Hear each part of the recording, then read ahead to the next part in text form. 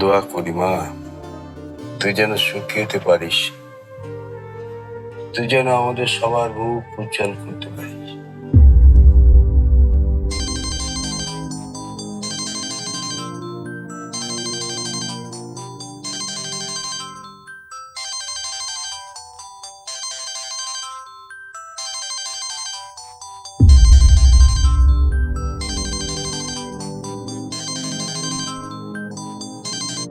Hello hello, কেমন আছেন আজমল সাহেব? মেয়ের গায়ে হলুদ, মিষ্টি খাওয়াচ্ছেন, পায়েস খাওয়াচ্ছেন। কে আপনি? আরে কি বলতে চান ঠিক করে বলুন।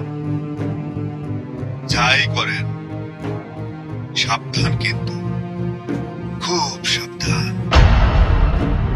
Hello hello hello hello.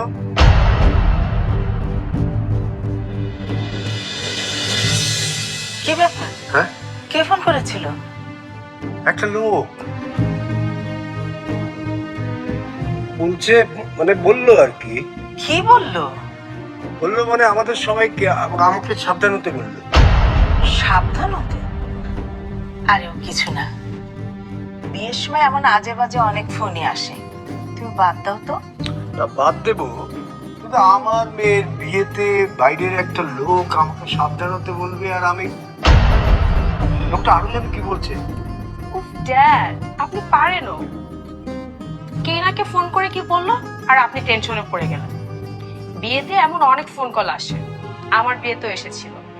আমার পাপাকে কেউ একজন ফোন করে বলেছিল আমাকে নাকি তুলে নিয়ে যাবে। How fun, but papa doesn't care. শুনেন, টেনশন করার কিছু নেই, সিনথিয়া আপু সব ম্যানেজ করে ফেলবে।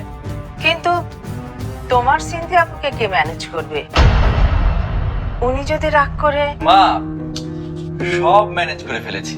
সিনথিয়া আপুকে ম্যানেজ করেছি, নতুন জামাইকে গায়ে হলুদ দেওয়াও ম্যানেজ করে ফেলেছি। এখন শুধু আমাদেরকে ওদের বাড়িতে গিয়ে রাজীবকে গায়ে হলুদ দিতে হবে। শুধু একটা শর্ত আছে। শর্ত?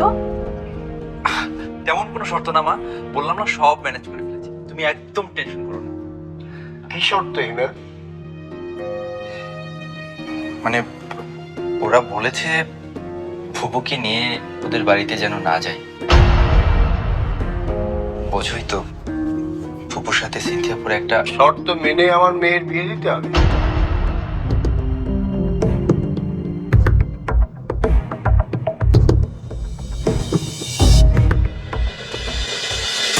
আচ্ছা, এই জামাইয়ের বড় বোনটা জানি কেমন না রে? কেমন ফুপু? এই যে কেমন জানি আদব লেহাজ নাই। ভাবতেছি জামাইয়ের ওর মতো কোনো সমস্যা নাই তো? কিভাবে বলবো ফুপু, আমরা তো জামাইকে দেখিনি, ইভেন তাদের সম্পর্কে আমরা কিছুই জানি না। কিছুই জানো না? কোনো খোঁজ খবর নেই নাই আজমল? বিয়ার মতো এমন একটা বিষয় কেন যে আজমল এত তাড়াহুড়া করলো? ওই তোমরা আবার খারাইলো না কেন? কইলাম যা কথা ওই মতো করো না। বিশা বাবা, দেখতো গাড়ি আছে কিনা, গাড়ি আইলে খবর দে তাড়াতাড়ি। যা যা বাবা যা। আবার সুন্দর দেখতেছে, বাইরে যাবো কখন? এক্সকিউজ মি, আপনি কোথাও বের হচ্ছেন না? মানে মানে আপনি কোথাও যাচ্ছেন না?